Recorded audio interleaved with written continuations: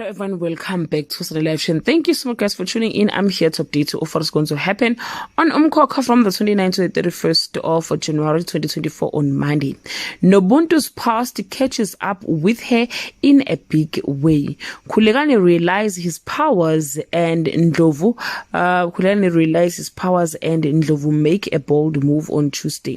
Nobuntu and Mamazobe mend broken fences. Khulekani discovers a path that aligns him on Wednesday. Zodo's patience has run out and demands to know when Difa will make an honest woman out of her. Nobuntu cuts all ties with her past and confers or focuses on her love-filled future. Well guys, that's all I have for today. You can leave your comment below and share your opinion. Bye.